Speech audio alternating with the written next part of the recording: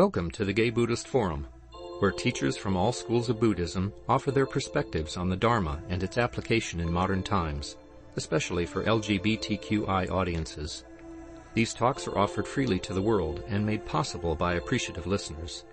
If you would like to support our efforts to share the Dharma with underserved audiences, please visit gaybuddhist.org. There you can donate, find a list of upcoming speakers, or enjoy many hundreds of these recorded talks dating back to 1996.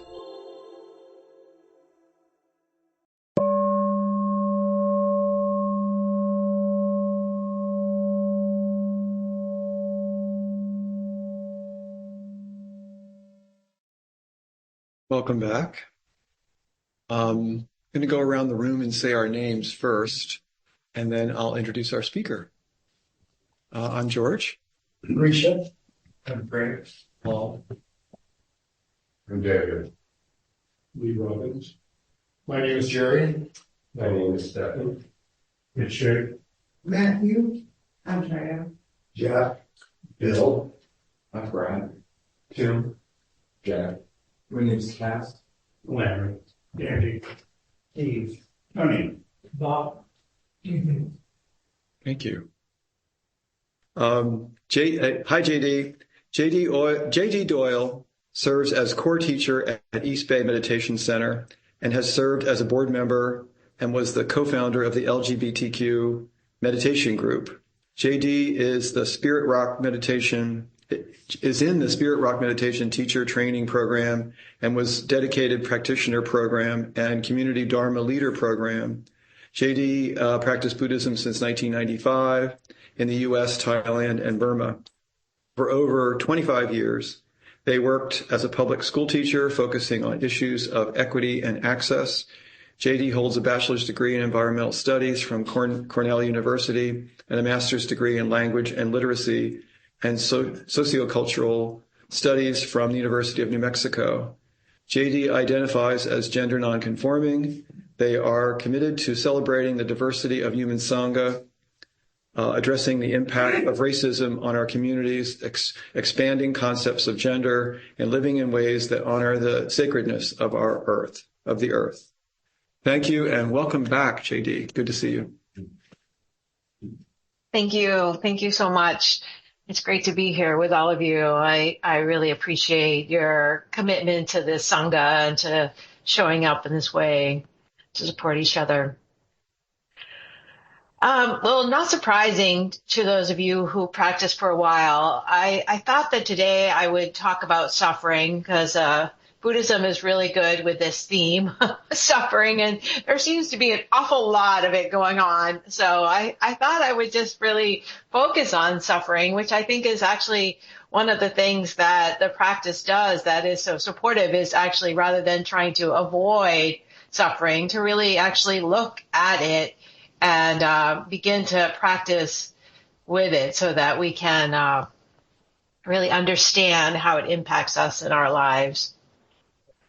So really this way that we can begin in our practice to fully focus on how is it that we orient ourselves? What do we use? What markers? How do we orient ourselves to our lives, to the world?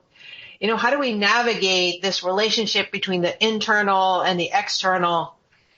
And most of the time, really understandably, we orient towards that which will make us feel secure, that which will give us ease, that will give us comfort, and we prop ourselves up in some ways, in these ways that we think this is what will take care of it. So I wanted to start off with this beautiful poem by one of my favorite poets, Joy Harjo, who's a member of the Muscogee Nation and also was the poet laureate of the United States for quite some time, a while back. And so I'm going to read some of it. It's kind of long, so I'll just read a few sections of it and then read some more of it later. The name of this particular poem is called For Calling the Spirit Back from Wandering the Earth in Its Human Feet. For calling the spirit back from wandering the earth in its human feet. So I think of us all as sort of these wanderers in this search of how do we orient ourselves in our lives. And so this is how it starts off. Put down that bag of potato chips, that white bread, that bottle of pop. Put down that bag of potato chips, that white bread, that bottle of pop. You can see where this is going, huh? Turn off that cell phone, computer, and remote control. Open the door, then close it behind you. Take a breath offered by friendly winds. They travel the earth, gathering the essences of the plants. Give it back with gratitude. If you sing, it will give your spirit lift to fly to the stars, ears, and back. Acknowledge this earth who has cared for you since you were a dream. Let the earth stabilize your post-colonial insecure jitters. That's such a good line.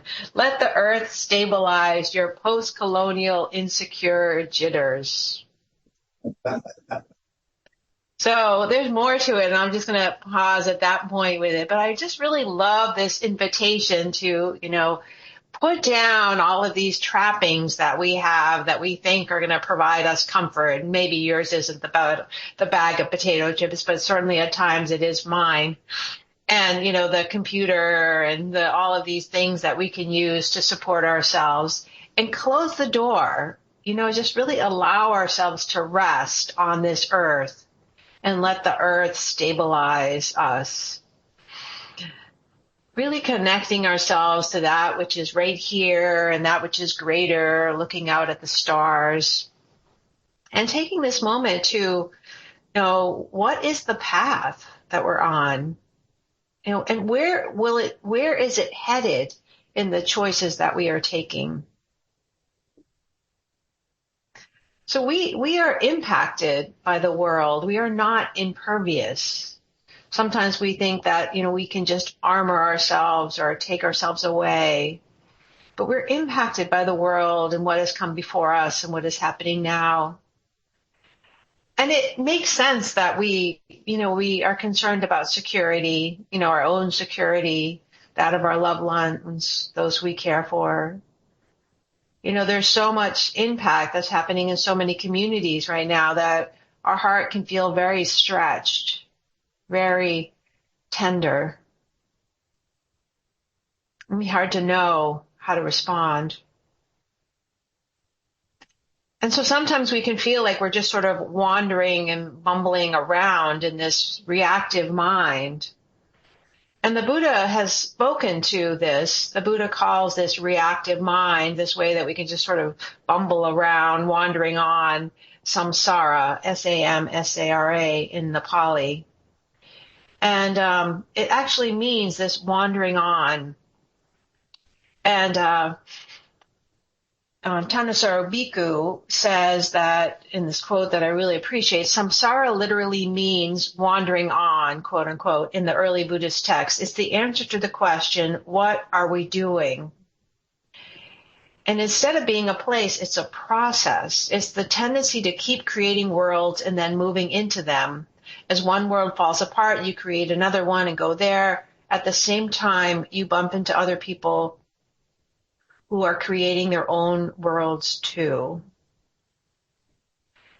So when I think of this term samsara, the image that comes to my mind is when you go to the amusement park and you get in those bumper cars, and we ride the bumper cars, and there we're, creating this thing, and we're impetus, and we bump into somebody else, and they bump into us, and then we go back, and we're ricocheting off each other, this reactive way that somebody's actions create an reactivity, and then someone else's reactions create an activity. And the interesting thing is that when I was young, I used to love the bumper cars. It was so much fun, like boom, and now my body, it's just like, ouch, why do I want to do that? Why do I want to keep reacting and bumping? And it's just not that much, all of that drama, if you will. It's just not that much fun anymore. And so, at some point there is this question, you're like, what is going on? Where am I heading? Why do I just keep doing this over and over again? And so this, I think, is a very healthy question. Where is this behavior leading? where is this reactive mind going? And how can I engage? And so I really appreciate that Buddha also had this question. And, what is it that motivates us on this journey? What is this search? What is it that we're looking for? We engage in this place where there's just so much suffering, and we only have to take a moment to even just, kind of just rattle off without even thinking, whether it's the suffering of climate change, the suffering of the economic system, the suffering of the, federal policies that are just being strewn out of control, the suffering of our own bodies, the suffering of our families, on and on and on, And so the Buddha asks us about this suffering. In the Anguttara Nikaya, the Buddha says, what is the ripening of suffering? There's always this translations and ways that can kind of help us begin to think. I'm sure this is some sort of Victorian English translation, but what is the ripening? What is the fruit of suffering? Where does it go? Where does it lead? And the Buddha says, what is the ripening of suffering? When someone is overcome and the mind is obsessed by suffering, they sorrow, grieve, and lament and beat their breast, weep, and become distraught. So oftentimes suffering and we just become frantic, we pull our hair out. Or else they undertake a search. Buddha says, I say that suffering either ripens as confusion or ripens as search. And I love this because it kind of brings us to this place that suffering is essential on the path. It is this place of suffering that leads us to this question of like, how do I orient? How do I engage in the world? That the suffering in and of itself is essential for this questioning of like, what is freedom? So the Buddha says suffering ripens as confusion, or just like, I don't really know what the heck is going on. Or like, I need to figure this out. And so, what do we need more of? What do we need less of? So how can we engage in the world so that we can allow ourselves to be more free?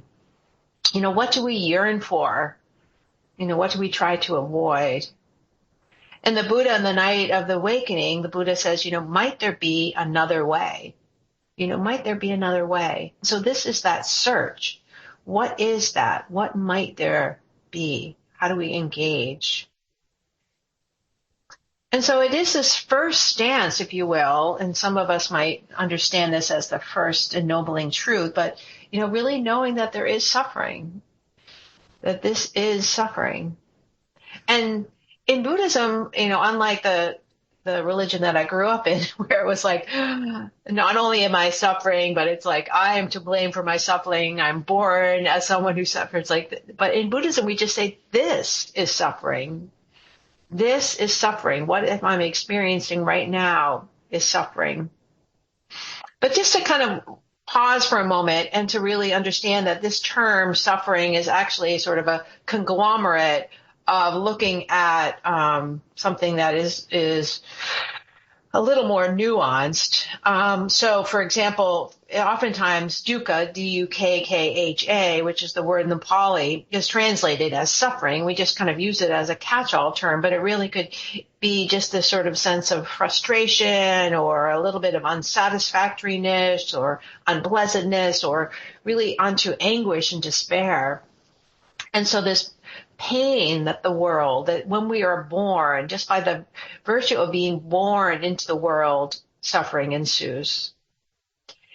And in the Pali, the language of the Buddha, the word dukkha actually refers to the axle, the hole of the wheel. So when you have the cart and the axle going through the wheel. And so when the axle was balanced, and, riding well, there was not dukkha. So when there was a smooth ride, dukkha doesn't ensue.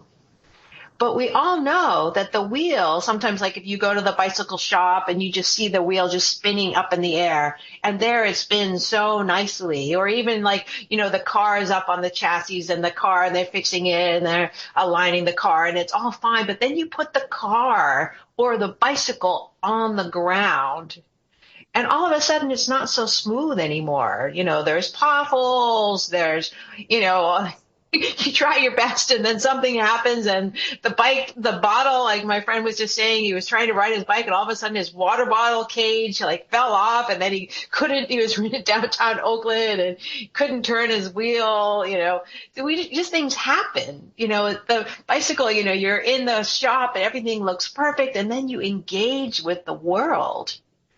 And so we have this idea that this smooth ride, and then we meet the world. And this is just sort of the, analogy for our practice, is that internally we're preparing, we're doing all these things, and then we meet the world. We meet all the bumps of the world. So in Buddhism, we understand that we will meet bumps. We will wobble. There will be friction. And so then how do we practice? How do we engage with this dukkha, this suffering? And so I just wanted to say a little bit more about this term and how some of the ways that in Buddhism we look at it. And please know I'm not discrediting or disallowing the intensity of suffering, and that it varies from life to life, and that the causes and conditions of each of our lives are different. But just if we look through this lens of Buddhism, can sometimes help us in orienting towards the stress of our lives. So the three types of dukkha that the Buddha expounds upon, the first one is dukkha-dukkha. And to me, this can make actually dukkha be a little more fun. If you're like, something's happening and you hammering in something and you hit your thumb, you're just like, dukkha-dukkha, you might use other words, but that's basically what's happening. You're like, dukkha-dukkha, something hurts. Dang, it's my body, it's my thoughts, it's just mental, emotional pain that happened from our lives, like dukkha-dukkha. It really is all of this stuff that happens, the broken bones, the headaches, the nausea, the stomach ache, all of the things that happen just by aging, the mind not working right. And also the mental things of just like how we feel. We feel lonely, we feel anxious, we feel disappointed, isolated. All of the things that ensue, wanting what we have, wanting what we don't have, not wanting what we have, all of these things, this unsatisfactoriness. And to me, this understanding, we see dukkha-dukkha, and then we investigate it. We turn towards it so that it can be understood. And this is such an important place of just turning towards it instead of blaming or shaming or kind of beating our breasts, as the Buddha would say, laments and beats their breasts, to confuse, like, why? If we're like, oh, this is happening. What is going on? Can I investigate it? I turn towards it. Can I understand it? And I do think this is the place where also our practice is not only just mindfulness, but we have these heart practices of compassion so deeply embedded in our turning towards this. And there's a kind of a different way of looking at things where we don't get just sort of wrapped in the stories around it, but engage in what would be called more this wise reflection, so that we can see that there are causes and conditions that have led to this. And this wise reflection can actually lead us to sometimes seeing the second part kind of dukkha, which is the dukkha of impermanence. And so sometimes one of the things that happens with dukkha is that we get caught in it. We think it's always going to be this way. It's always going to be this way. That, something happens and I'm feeling sad and lonely and depressed, or whatever the mind state is. And then the next thing is that I will never find that person. I will never get, whatever. It becomes even bigger, concretized in that story of this is how it will always be. And so sometimes, this idea of the dukkha of impermanence, that change can actually be useful. That change, when change allows, like the change for the better. Like we always, we don't mind change if it's like getting better. Like if I'm, getting a better job, I'm getting more money, I'm getting, like change is not the problem when it's working in our favor. And oftentimes we think, like I should always be changing, but I should only be changing for the better. I should be, improving all the time. That, I am like this betterment project. Let me just like keep fine tuning and get the best form of this one here. But we know that change is unpredictable. And that because of change, that this sense of like wanting our happiness to lay in those places of the body, heart, mind, our own or another, is not reliable, unpredictable. Everything changes. Our bodies, our minds, our relationships, even if we were the same person, our relationship changes because their body, hearts, and minds are changing. Our partners, our children, we can't make our partners or our children stay the same way. Finally, they get it right. Finally, they figure out their life. And then what happens? Things change. Our finances, the environment, all of these things that we rest our happiness in will change. And so this is the truth of dukkha. This is where suffering is part of our world. It doesn't mean we just can't throw up our hands and say, oh, okay, it's all suffering. This is the impetus for the search. This is the search. We're either in confusion or we're in search. So how do we orient ourselves? Because there is some level of security and some level of wanting things to be a certain way. And that we do want to be in relationship with people. And we do know there's happiness in there. So how do we engage, knowing that everything changes? And so this is where we turn our mind to the changing circumstances of our lives in this way, like knowing that our loved ones will change. Can we still love? Knowing that this body, heart, mind will change. Can I be mindful and offer compassion? So we practice with this truth of suffering, practicing with how to be with as much kindness as possible, as much compassion as we can bring to each situation, whether it's internally in ourselves or externally with those in our communities. And it's pretty amazing because, when something drastic happens, like a hurricane or an earthquake, it's pretty amazing how a community can come together. Everybody can all of a sudden, lose their sense of this is mine and this is how I am, and reach out to each other. A few years ago, I had this experience where I was flying back from Boston, where I have family members, so I go there quite frequently, and flying into San Francisco. And maybe you all remember, it was probably about 3 years ago, there was like those bomb cyclones that were happening in January. And we're flying into San Francisco airport, and we're flying down, and all of a sudden the plane like went up like a rocket. We just like the dip of the plane went up, and the pilot came on, and the pilot said, and I've never had this happen before, the pilot said, we just got too close to another plane. We needed to get out of there. We are now going to Sacramento. And so the pilot, we had been circling for a while. The weather was really bad, and the pilot just took the plane and got us out of that situation. And I thought, wow, for the pilot to come on and tell us we were in really dire straits, we must have really been in dire straits. We were too close to that other plane. And the funny thing is that everybody in the plane started talking to their seatmates.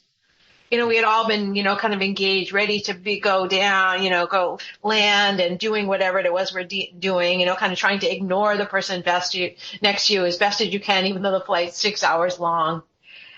And then, I find out the person next to me is this young person who's part of an orchestra, and their cello is beneath in the hold. And then the other person, I found out about this other person who lives in San Francisco, who's a gay man. And we just end up having these similarities, and we have this conversation, and all of a sudden we're a community.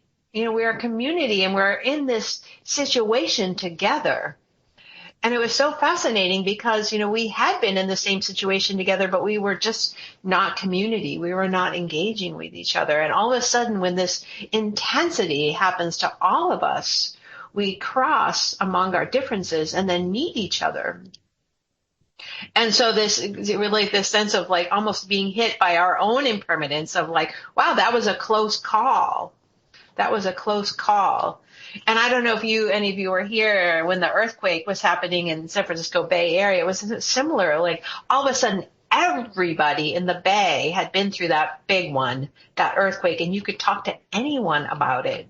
And they knew, and they were feeling that insecurity of change, that all of the trappings of the world that we were holding on to, we had kind of let go, knowing that in the end, it doesn't matter if you have a big house or a small house when your house falls over. And even those of us, like my community members I know who are unhoused, who come by and we have conversations and tea at times. Sometimes I think they are more prepared to deal with the world as it unfolds than I. The third type of dukkha that the Buddha talks to us about is sankhara dukkha.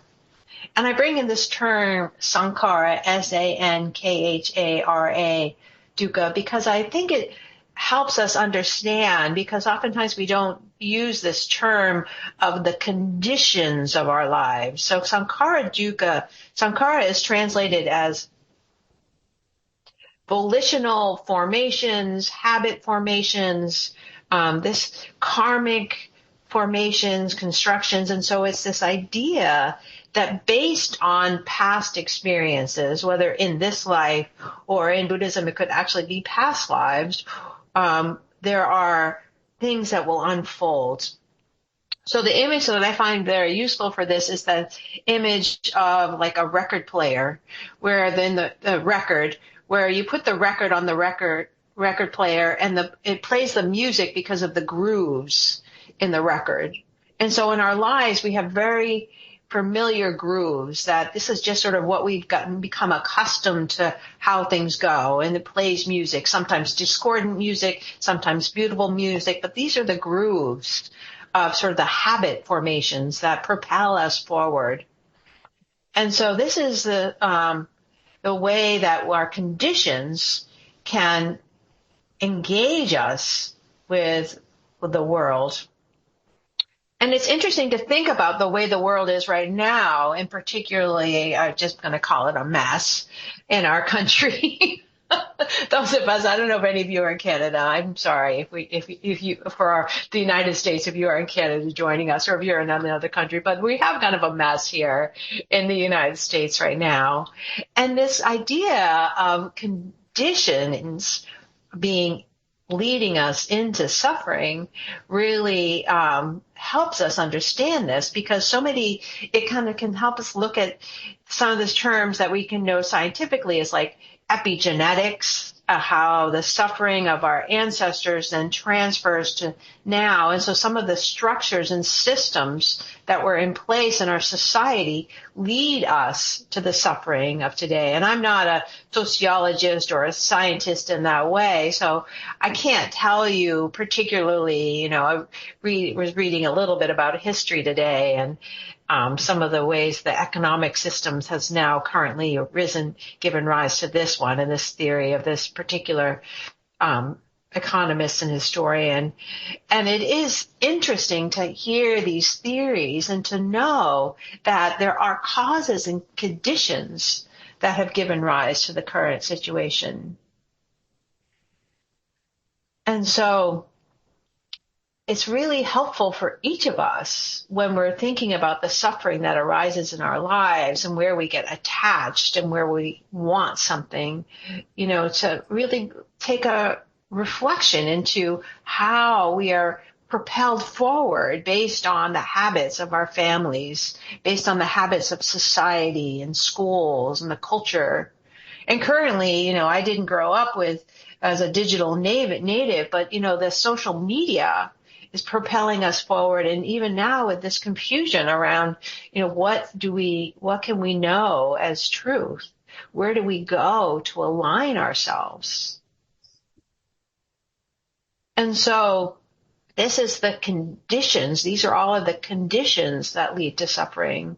So this is the third type of suffering, to really look at these karmic formations, the things that have led us to make our choices. Like sometimes we think, oh, I'm very objective. I'm making this choice objectively, but it may be based on the teachings that we have learned that we're making those choices.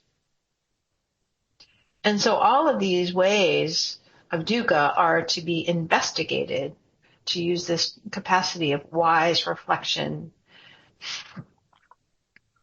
Zenju Earthland Manuel, who many of you may know, is a Zen teacher who used to teach in San Francisco Bay Area, now in Santa Fe, says about this dukkha in her book, The Way of Tenderness. She says, how could a path to spiritual awakening possibly unfold if we turn away from the realities that particular embodiments bring? So we need to include all of who we are, all of this that as we encounter in the world. She says, to confront hatred with spirituality is to confront the way we view race, sexuality, gender, or whatever form of embodiment we are as living beings. To provide a meaningful path to spiritual liberation, spirituality must acknowledge the body and the denigration of certain types of bodies in this world. And so this spiritual path of liberation, this search, includes the body. We are our bodies, the bodies as they break down, the colors of our bodies, the shape of our bodies, the capacities of our bodies, and the heart and the mind. So spirituality acknowledges the bodies and the bodies in relationship with other bodies.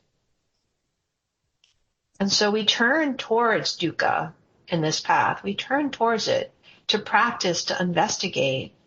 What is the truth of what it means to be human? What is the truth to mean to seek this freedom, to seek this liberation, so that we can unhook and unbind ourselves from this place of reactivity, of samsara, of wanting, non-reactivity.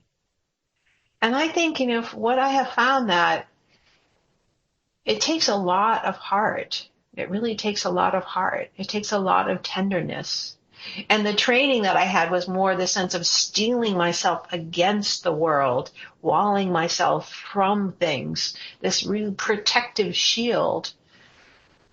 And I do think at times, it's very wise to be like, okay, like the Buddha would be like, stop. But there's a different permeability of staying present and being here for ourselves than just shutting down all the time.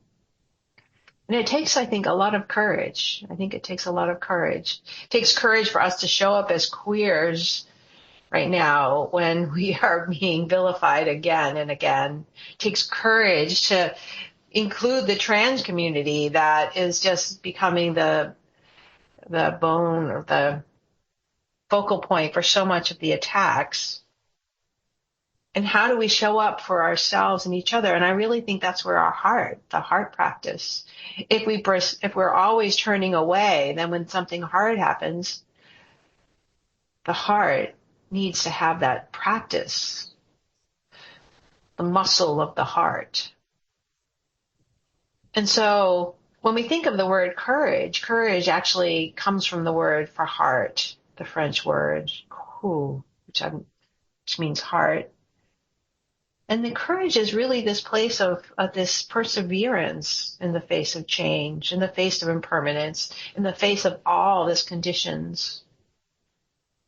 And so as we engage in this search, this longing to be free from suffering, to turn towards it with this heart, not to avoid, but to understand that this world will entail suffering. So how can we know it? How do we lead not into confusion, but lead to freedom?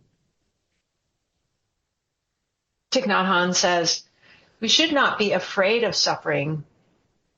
We should be afraid of only one thing, that is not knowing how to deal with our suffering. So this is different. So then when suffering occurs, not like, oh, this shouldn't be happening to me, but like, how do I deal with this? How do I meet this moment? And I think when we think about our world not being as a linear, always getting better, always improving, but more like the cycles of the earth, that we can then allow ourselves to be in that moment. So we think sometimes the image of like, I know we still maybe even have some of these, but I've tried to get rid of them all in my house. But the pots that have the Teflon and, and nothing sticks to them. And you're like, oh, these are so easy to clean. And we think, oh, wonderful. And then we get the information that like, oh, Teflon actually includes all of these forever chemicals that now are in your bodies. And you thought it was the best thing ever, but now we know it's not. And so we too have begun to train ourselves to not to just be like, oh, I want this to be gone as quickly as possible, but to be with, to allow our hearts and our mindfulness to practice to be with this suffering so that we don't lead into confusion or pushing it away, but we lead to freedom. And Joy Harjo says, acknowledging the earth who has cared for you since the beginning, connecting to the earth, to this earth that's not linear, this earth that is now. And in that poem that I was reading at the beginning, she says further on the poem, she says, watch your mind. Watch your mind. This is how we practice. Watch your mind. She says, the journey might take you a few hours, a day, a year, a few years, 100, 1,000, or even more. Watch your mind. Without training, it might run away and leave your heart for the immense human feast set by the thieves of time. Without training, it might run away and leave your heart for the immense human feast set by the thieves of time. This is another way of saying what the Buddha says, that we just want things and we run to these immense feasts to avoid that which is here.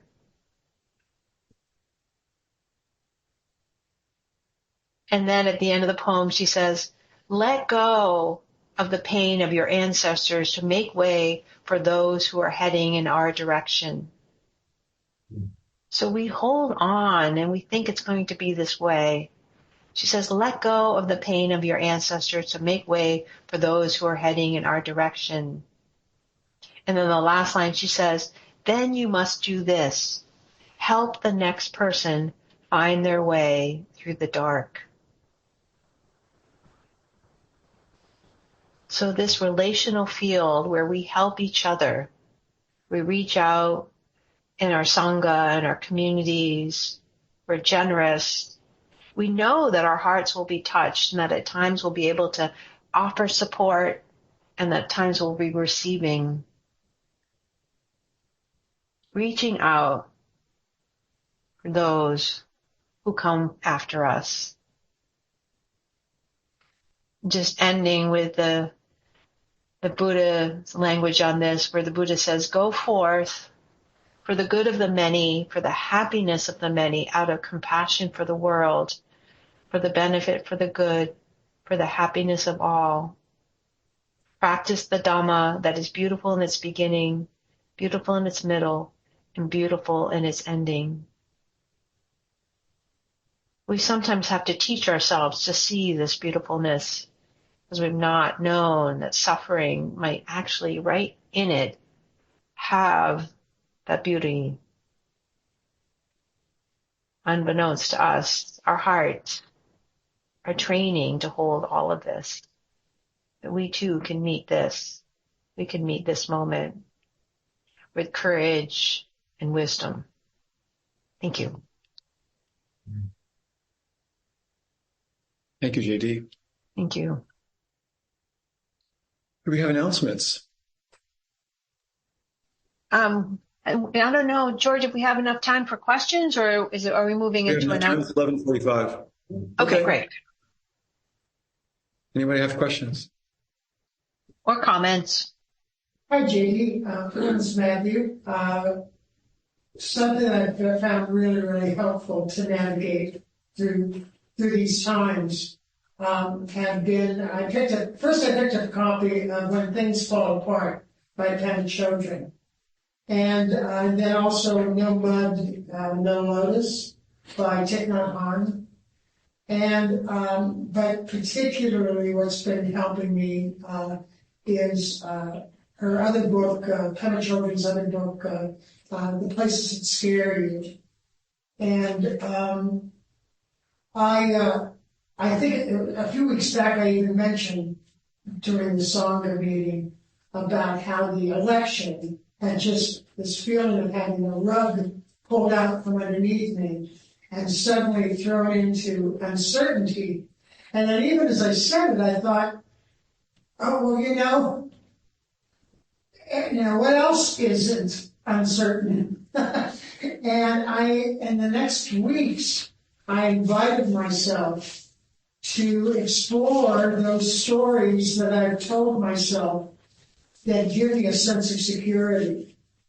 And Pema Chodron talks about the special place of groundlessness and even hopelessness in one's life. And I really have been kind of invited that into my life the past few weeks. And it's probably one of the most powerful practices I've ever come up with for myself. I felt like in free fall, and just remembering to keep breathing and keeping my heart open. But anyway, it's been very valuable. So I kind of have the past election to thank for finally making me look at stuff that was there all along. Mm-hmm, mm-hmm. Yeah, thank you. Thank you so much for bringing in that. And Pema Chodron's book, Comfortable with Uncertainty, the title itself is very valuable, and the practice even more so. And just that way of beginning to realize the external, and I'm just going to use this word intentionally, the trappings of our lives that are, don't get me wrong, I love waking up in the morning and having a cup of coffee, and I know that it's not ultimate freedom, but there is that beauty and that ritual in my life. And so to be able to have that balance between, the things that provide us solace and then also what actually is going to bring us liberation. So knowing that these impingements and as you say, like the impact of the elections on the disruption of what we think of is this is the way things are, can they actually bring us into a place of awakening rather than to a place of just avoidance or running away. So thank you. Yeah. And I absolutely loved your talk and how you broke down suffering and the issues of it and the three qualities parts of it. And it, when I was younger and I wanted to find some peace of mind, I looked at Buddhism, but the first noble truth, to be born is to suffer, turned me off. They didn't say, it's not all suffering, or you will experience suffering and other things. But it really is enlivening to acknowledge the amount of suffering we have. This, and that there are tools to reduce it. And the ripening of suffering, as you taught it, is such a beautiful way of, such a beautiful question. Where is this going? You know? And it does go one of those two forks, right? Going within or just, you know, living the dream, wandering more. And in India, on the Ganges River near Varanasi, the oldest and most sacred Hindu city on the planet, there's a temple downriver where the land juts out like just a point, and then it comes back. So the river goes around it. But they built a temple at that point where it juts out to honor the place where the moment in which we ask that question, what is this for? There has to be more. There must be more. The search began. So the turning around is, Yeah. Oh, thank you. Thank you for sharing that. A beautiful image. Appreciate that. Anyone else? Thank you for the share, JD. That was really powerful. And it gets me thinking, because I've been avoiding social media lately, and I looked at something today with all of what happened yesterday all over California, all over the globe, but really obviously in the States, and so much vitriol in our community and rage. And I thought, how is it, this isn't constructive. Like, can we transform? What can we do with this? Because it's just all reactivity right now versus, and I'm thinking about, like, is it attachment that's leading us into this place of wanting things to be a certain way rather than just meeting it and saying, here we are, and this, we've been here before, and we keep doing it over and over again. Somehow stepping up and fighting, right? But fighting the rage. There was so much violence in the posts I was seeing, and I was like, this is self-hatred or something. It just seemed like it was just a mirror. So I don't know. I'm just curious if there was, the Buddha had a view on that, or if you have a perspective on how to, like, it is so heated right now. You know, I will tell you one of the things that the Buddha, and the teachings of the Buddha, but that I'm not actually always have the capacity to do. But there is a really profound teaching where the Buddha, there's an encounter of the Buddha where somebody is trying to dump all this rage onto the Buddha, all of this hatred. And the teaching in the Buddha is the Buddha is unruffled. And this is where I'm not always able to practice in this way. And then the person gets even more upset and was like, I'm throwing all this stuff on you. Why are you unruffled? And the Buddha is like, you are offering me something that I am refusing to take. You know, I'm refusing to take that. I know this not to be true. It's not landing. There's no place to land. And so it's as if you were giving somebody a gift and they're not receiving the gift. And I say that because I realize that, you know, when I'm tired, when I'm angry, all those things, you know, like somebody will say something about trans folks and boom, I'm like off in a moment. Somebody will say something about, you know, somebody like being deported and I'm just like, I can't hold it together. I'm so angry. And not that the anger is negative, but that the reactivity is taking a toll on my body, heart, and mind. And so I think that there is that capacity to transmute and to allow all of this to be a catalyst for this search and how do we live our lives towards freedom, and knowing that it will take a toll. So I do think the wisdom of sort of the titration with the media and with these stories and things is very helpful, but not the complete hiding ourselves from it, because we want to be able to engage from these places of skillfulness. And so I I aspire to this place of allowing myself to meet all of it with kindness, with wisdom, and know that in the real world that sometimes I don't sleep at night, I wake up in the morning, I'm just a disaster, those kind of things. And so there's the real place of, and that's where I think, our Sangha and our relational field with our communities is very helpful, because sometimes we're offering, and sometimes we're receiving. So sometimes we're the one who's generous, and sometimes we're the one who's being supportive. So thank you for that.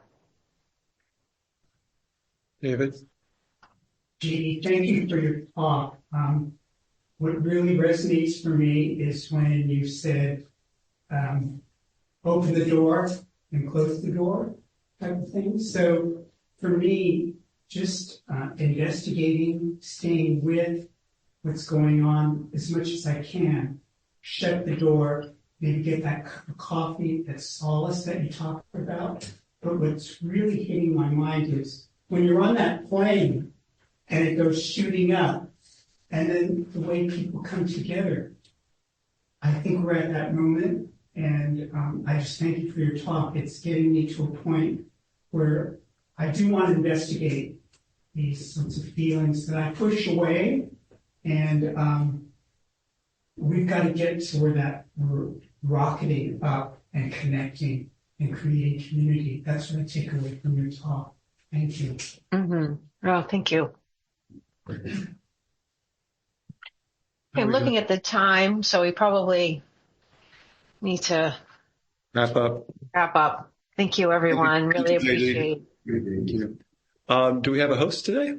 Yes, I'm your host today. Please stay and enjoy the company of the Sangha. There are refreshments and hot water for tea. If you use a cup, put it in the sink and I'll take care of it. And I'll be going around with the Donna holder with contributions to cover our expenses. Your generosity is appreciated. Donations in the range of $10 to $20 help the Sangha meet its expenses.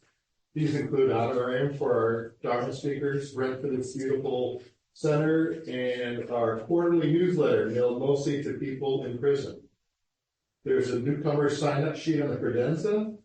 If you wish to be included and receive our Sangha membership directly, please sign up and include contact information you wish to share with the group. And finally, some of the members go out for lunch after the meeting. Everyone is welcome to join them. They meet at the front door around 12:30. Thank you, Jerry. Anybody else? Jeff? I did this announcement before, but I want to emphasize you only have 2 weeks left to register for the April 23rd through 27th 5-day spring retreat at Garden Park with John Oakes. Thank you. Thank you, Jeff. Anyone else? Okay, should we gather in a circle for the dedication of marriage? JD, do you want to do this or should we do our usual? Oh, go ahead. I think since you're in person, it would be nice for you to do it. Thank you, though.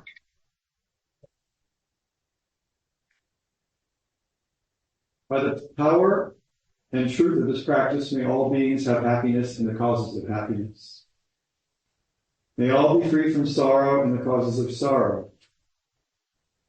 May all never be separated from the sacred happiness which is without sorrow. And may all live in equanimity without too much attachment or too much aversion, believing in the equality of all that lives. Thank you. Thank you. Thank you. Thanks, everyone. Thank you for listening to the Gay Buddhist Forum. If you would like to hear several new talks per month and be notified of upcoming speakers so you can participate live, please subscribe to this podcast, like us on Facebook, and join our mailing list by visiting gaybuddhist.org.